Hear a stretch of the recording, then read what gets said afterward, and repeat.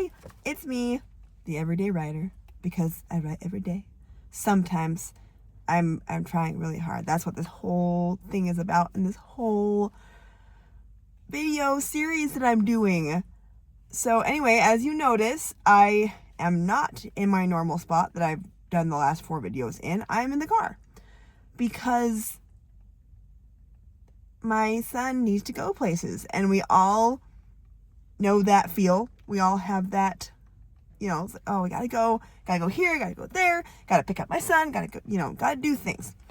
And so, so we're at the skate park because that's where my son lives. And I decided, you know what? I have some time. I'm going to do a video. So today I kind of wanted to share some more of my story that I was reading. And because I didn't, my last full video, because I thought it was too long, because I've been writing a lot on it. And I thought that I had to read all of it or none of it. Apparently, you can read just a little bit and make a few videos of that, and you don't have to read it all in one chunk. Who knew? I sure didn't. But that's just the way my brain works. I am very much black and white. It's either this or it's that. And I have a really hard time with the gray area. But apparently my therapist says that's where healthy adults live, is in the gray area, but no, it's either this or it's that. You can't, but yeah. In fact, I've had a lot of other autistic people and stuff ask me if I'm autistic because of my inflexibility and things like that. In fact, the teacher that I para for, we were having a meeting and he asked me why I didn't log, the things that I need to log on Friday. I didn't log them till Monday. And I was like, well, because I don't bring my computer on Monday. On Friday. I don't bring my computer on Friday. And he was like, well, there's a computer over there, pointing to the computer that my coworker usually uses. And I legit shut down. I was very confused and very uncomfortable. So I was like, but that's not the computer I use. That's not how I do things and everything. And I was really having a mini meltdown, but that's not how the way things are. And then the teacher was like, is that too much for your autism to handle? And I didn't know what to say. And so I was like, yeah, the tism, so I kind of just rolled with it. But, I've never been diagnosed, but if a special education teacher, thinks you are, I might want to go get tested or something. I don't know. But anyway, sorry, there it is. My computer went to sleep. There we go. So this week I have been able to put aside, quite a bit of time, well, on and off. On Wednesday, my very sweet husband, helped me put some time aside because he knew I was stressed about getting, some homework done and everything, but it was time to go pick up my son from school, and I'm like, okay, let's go, because my husband had the day off that day, and he's like, you know what, no, you stay here, you finish your stuff, and I'll go pick him up. And that made me feel so good. I'm like, oh, that's so nice, because that gives me an extra 2 hours just to do stuff. And so I got my homework done, and then I was able to have the house to myself and just to chill for a minute. And I did some writing, and it was really nice. And so there's another tip, that if you have a partner, a helpful partner, utilize them and say, hey, you know what? I need some time. Can you take the kids? Or can I just go into this room for a while you guys watch a movie or something like that? That's a really helpful tip. And everything. And not all partners are super helpful, and everything, but if they are, totally utilize it. So, anyway, here is I can't remember where I left off, the last time, so I'm just going to, start reading.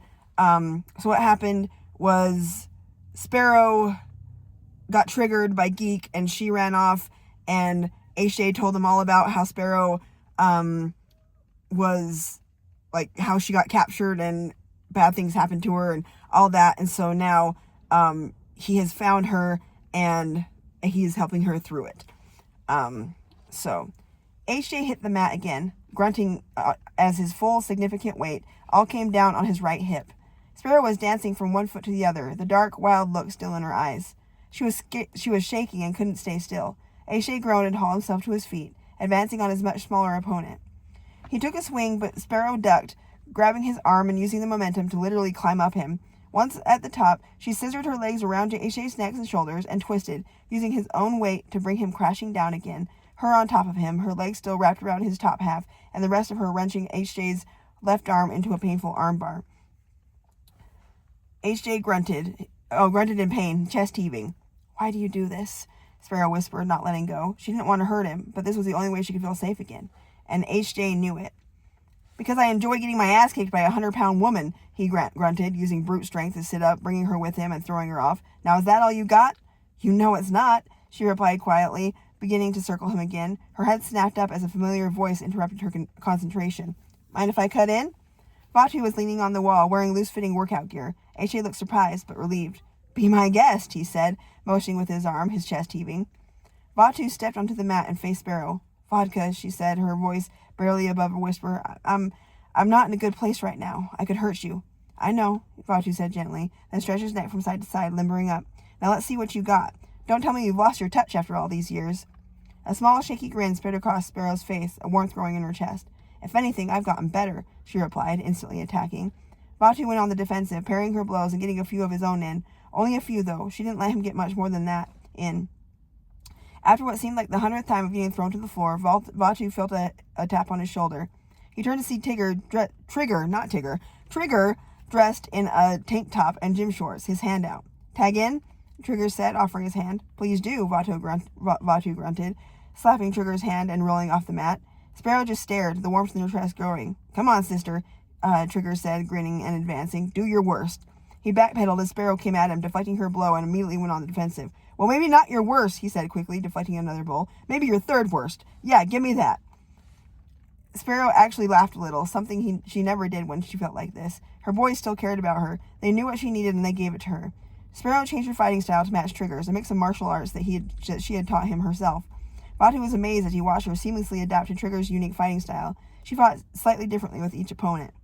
Trigger fought desperately to keep her in the different holds he knew should disable a normal fighter, but she was like butter, melting out of his grip and turning it back on him. Sparrow kept muttering something under her breath, shaking her head in between moves as if trying to shake herself out of something. Trigger narrowed his eyes and went in for a headlock, if only just to hear what she had been saying. The words hit him directly in the heart, causing him to freeze momentarily, giving Sparrow the opening she needed to duck out of the headlock, grab Trigger's arm, spin around, and shove him to the floor. Trigger barely registered the pain. All he heard was those 4 words. "I didn't deserve it. I didn't deserve it. I didn't deserve it." He had never wanted to punch his twin brother in the throat more than he did at that instant. Trigger had been hurt when Sparrow never came back, but he knew that something had to have happened. She would never just abandon them like that. Geek, on the other hand, had taken it personally. 10 minutes later, Sparrow finally slowed down. Instead of advancing on a very sore Trigger, she just sat down, staring at her lap. HJ walked over and gently put a hand on her shoulder. "Yoga?" he asked softly, knowing her answer. Sparrow nodded and stood up, almost catatonic. HJ grabbed his and Sparrow's mats and was extremely surprised that Trigger and the Colonel had brought their own as well. HJ rolled his and Sparrow's out, while Trigger and Vaatu each rolled out their own. All 4 team members were surprised when Geek appeared and rolled out his own mat besides Trigger's. He looked at Sparrow apprehensively, and she gave him a short nod. He nodded back and took position on his mat. Again, HJ was surprised that the 3 other men not only knew how to do yoga, but knew this exact vinyasa flow, everyone following Sparrow's lead. He shouldn't have been surprised, though. It was Sparrow's favorite flow.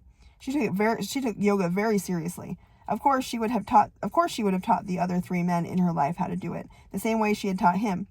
And of course they would have kept doing it. Sparrow just had that effect on people. HJ kept a steady eye on Sparrow in between poses. This was usually when she broke down. He wasn't wrong. Halfway through the flow, Sparrow began shaking as she was in downward dog, slightly at first, and then violently as she collapsed and rolled herself into a ball, great sobs racking her body.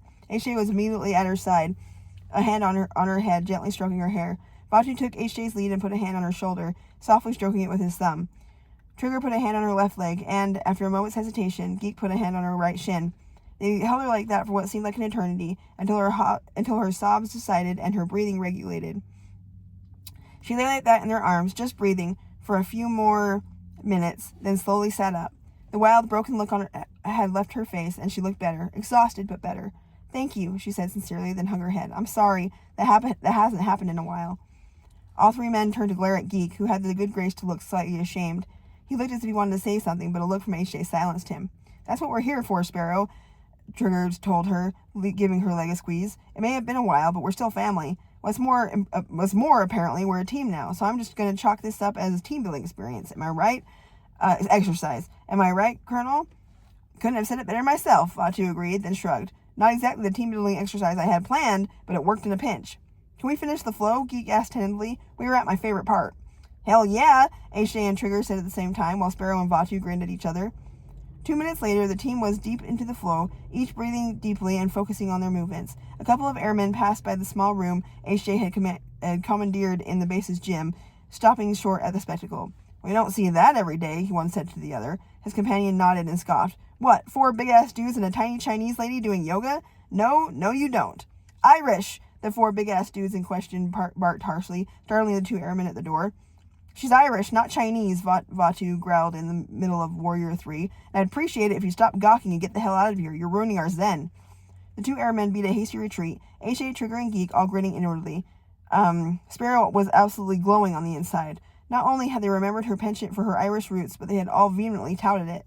She had always hated it when people referred to her as Asian. Yes, she was of Japanese descent, but that part of her family, her dad's side, had been in Ireland for hundreds of years, and her mom's side of the family could trace their lineage in Ireland back to before it was even called Ireland. So as far as she was concerned, she was Irish, nothing else.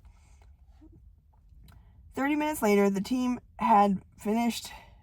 It's getting long. Maybe I should stop now. So I feel like I may have read that before, so I'm sorry if this is a double. The next video, I will do some more. So anyway, I hope you enjoyed that, and I hope you are finding ways to do your own writing. Like I said, it doesn't have to be a story like mine, but it can be. It can just be journal entries or like the writing prompts that I put on my other social media. So yeah, just get out there and find some time and take care of yourself. So if you also get time, like and subscribe and comment if you want to, and if you also want to hear more of my story and stuff, let me know. Okay, thanks. Bye.